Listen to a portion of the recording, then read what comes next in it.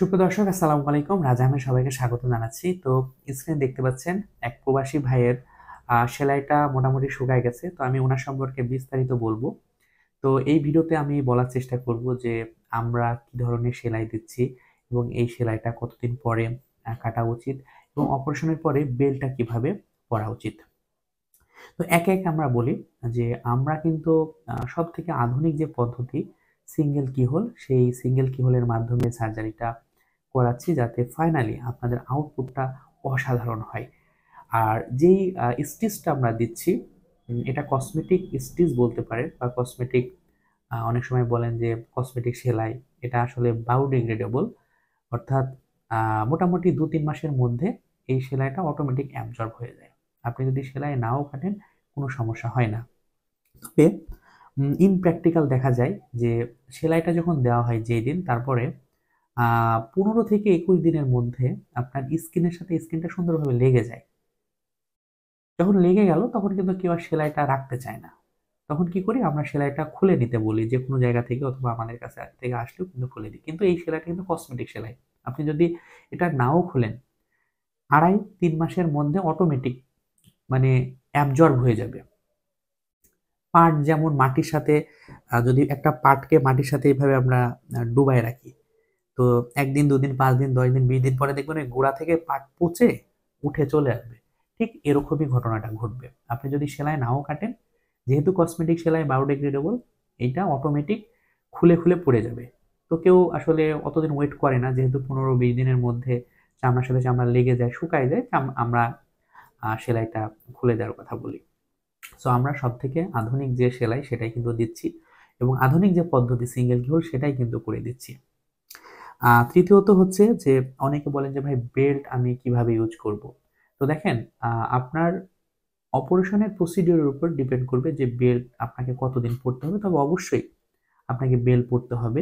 বেল্টটা কিন্তু আপনার বুককে ধরে রাখবে। আপনি যখন হাঁটাচলা করবেন তখন যে মুভমেন্ট হবে ভেতরটাকে মানে নড়াচড়া করতে দিবে না।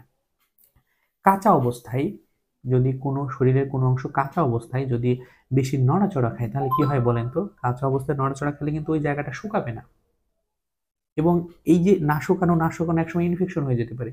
তো বেলটা কিন্তু আপনাকে নড়াচড়ার হাত থেকে রক্ষা করে। কারণ আপনি হয়তো অপারেশনের পরে প্রস্রাব করতে যাচ্ছেন, টয়লেট করতে যাচ্ছেন, কোনো কাজে বাহিরে যাচ্ছেন বা হাঁটাচলা তো করা লাগে। এই সময় কিন্তু বডি মুভমেন্ট করে। তো বুকটাকে বেল্টটা ধরে রাখে। এজন্য আমরা চেষ্টা করব মোটামুটি ৭ থেকে ১৪ দিন বেল্টটা পরা। সবসময় পরবো না। আমি দেখা যাচ্ছে ২ ঘন্টা বেল্ট পরে আছি। আমি ০.৫ ঘন্টা বেল্ট খুলে রাখলাম। কারণ সবসময় যদি বেল্ট পরে থাকেন, ভিতরটা তো একটু ওয়েট অবস্থায় চলে যাবে, ভাপসায় যাবে। তাহলে কি হবে? এই যে কাটা ঘা এটা কিন্তু শুকাবে না। সরি। এইজন্য আপনি বেল্ট পরবেন, খুলবেন। আপনি ০.৫ ঘন্টা বেল্ট পরছেন, ১০ মিনিট খুলে রাখছেন। আপনি ১ ঘন্টা বেল্ট পরে আছেন, আপনি ১০ মিনিট খুলে রাখছেন, ২০ মিনিট খুলে রাখছেন। এইভাবে আপনি ২ টা সপ্তাহ চলবে। তাহলে কি হবে?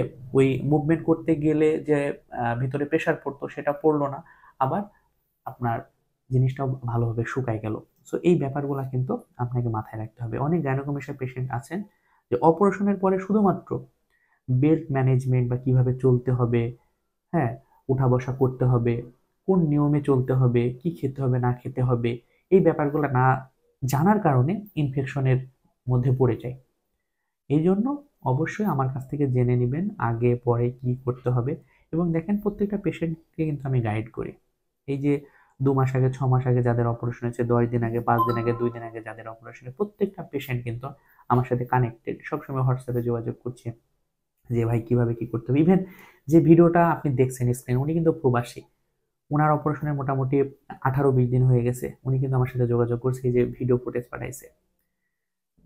বুঝতে পারছেন? সো উনার কন্ডিশনও খুব ভালো। উনি শুকায় গেছে দেখতে পাচ্ছেন ১৮-২০ দিনে। এখন শুধু সেলাইটা খুলে নিবে।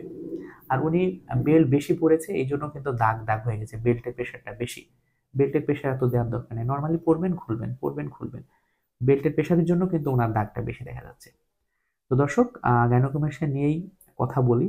সো এই ভিডিওটার মাধ্যমে আশা করি আপনাদের উপকার হবে। আর গাইনোকমেশিয়া নিয়ে যদি আপনাদের আরো কোশ্চেন থাকে, স্ক্রিনে যে হোয়াটসঅ্যাপ নাম্বারটা আছে সেই নাম্বারে যোগাযোগ করলে আমি ক্লিয়ার করে দেব। সবাই ভালো থাকবেন। আল্লাহ হাফেজ।